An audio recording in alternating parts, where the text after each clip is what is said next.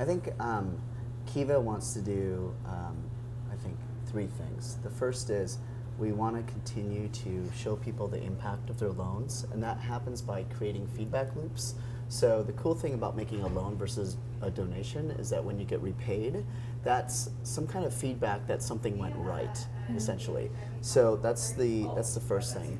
The second thing that's important is to make it fun.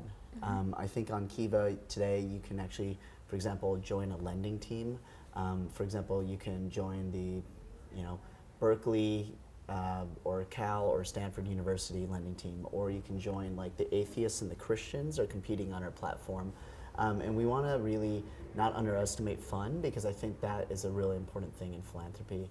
And then the third thing that I think we can do is just make it more connective between you and that entrepreneur that you're lending to. So, in addition to the impact, how do we actually go to places that you care about more?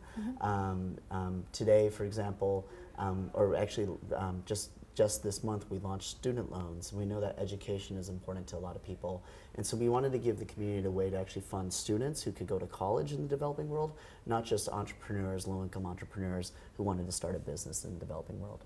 One of the things you've mentioned before was the importance of mobile and how Kiva is looking at different ways to leverage the mobile platform as more people around the world, especially in developing countries, actually acquire smartphones. So let's talk about some of the initiatives you're working on that end. In Kenya today, we're working with a local partner in Western Kenya that is they have a kind of an SMS platform, and essentially at the headquarters they can SMS out kind of a question.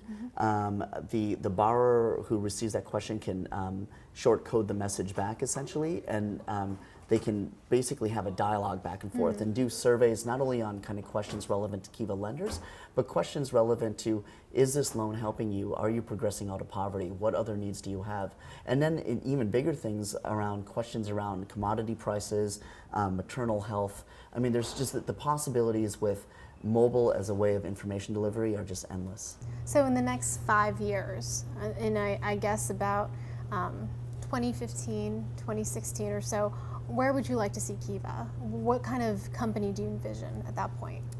So I imagine a couple things. One is, the best analog is when you think about Amazon and how it started as a bookstore essentially online, and that was pretty revolutionary, but it quickly expanded to other categories. Kiva today gets 1.5 million visitors a month, which is actually a lot for a nonprofit. It's more than like Red Cross's website. I think we can go beyond just lending to small businesses to things like student loans or loans for green or water, essentially. I think the internet community's capital is patient enough that it can flow and help a lot of people in a lot of different situations. So I'd like to see us expand beyond just small businesses. The second thing is that I think we can scale up.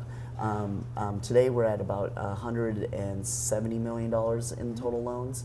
I think we could actually hit $1 billion in 5 years in $25 increments if we execute well and continue to kind of, for example, internationalize the site, have a German version of the site, a Japanese version of the site, put the game mechanics on the site, a lot of the basic execution that a normal for-profit company would do.